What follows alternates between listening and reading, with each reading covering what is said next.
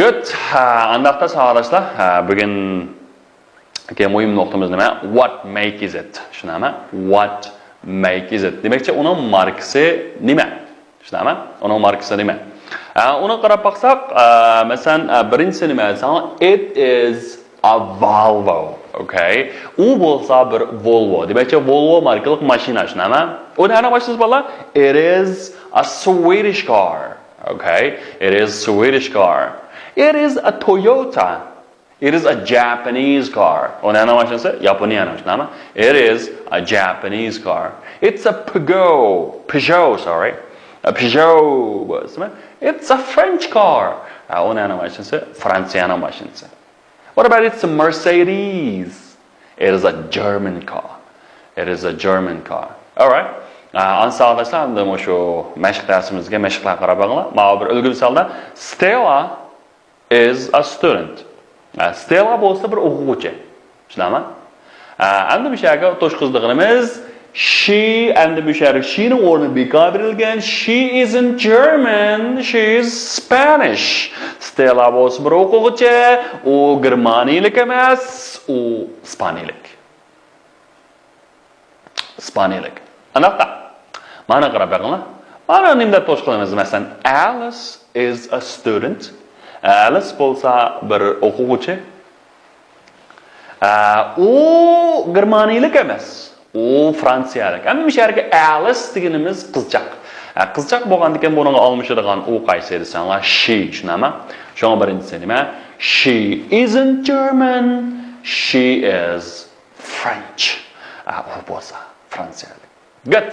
And the next one is, this is her car. Okay, bu bo'lsa uning mashinasi. Bo'lsa French car. U bo'lsa French car. Demakki, endi bu yerga mashinaning o'rniga nima olmishdi savoldoshlar? Yaxshi. Nima? It. Good. Endi bu yerga it olmishdan. It is a French car. U bo'lsa bir Fransiyaning mashinasi.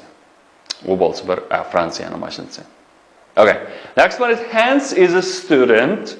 Isn't French, is German deydi. Hence degan o'g'il bolaning ismi, action ismi. Shunga nima desanglar, he-ni ishlatadilar. He isn't French, he is German. O fransiyalik emas, o germaniyalik. Germaniyalik. Endi savolashda, o'sha o'rni ishlatib qanday desanglar, o'sha savol yasaydigan ish bor. Masalan, is she a French student or an English student? O fransiyalik o'quvchimi yoki angliyalik o'quvchimi? Okay, endi qaranglar, worker or teacher? Worker or teacher. Endi shuni so'rab qo'yinglar.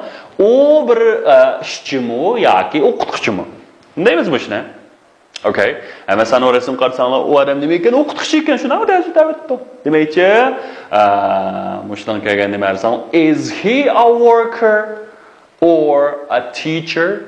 O o'qituvchimi yoki ishchimi? Shunami desam, he isn't a worker, he is a teacher. O ishchi emas, u bo'lsa bir o'qituvchi. U bo'lsa bir o'qituvchi. Demak, endi mishada ashunga birsi inkor qilganda qanday qildik savolashda? Notni qatib qo'ydik. Notni BP'ni orqaga qatsak nima desanglar? Masalan, is not bo'lsa isn't, are not bo'lsa aren't.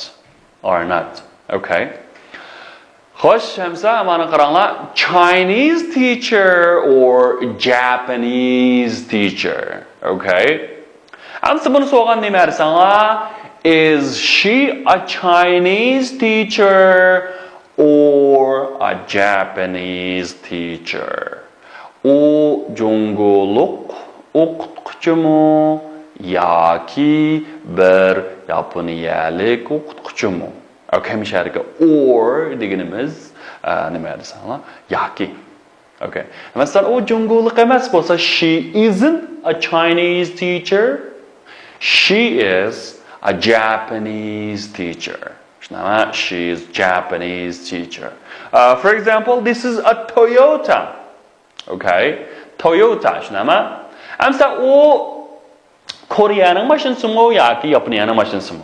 Is it a Korean car or a Japanese car? Okay, o Koreaning mashinasimi yoki Yaponiyangmi? Bilsa Toyota'ning bola. Nima? It isn't Korean car. It is Japanese car. Okay, it is Japanese car. Demekçe o bolsa bir Yaponiyanın maşinası. O Ergizmin'in maşinası emas. Koreyanın maşinası.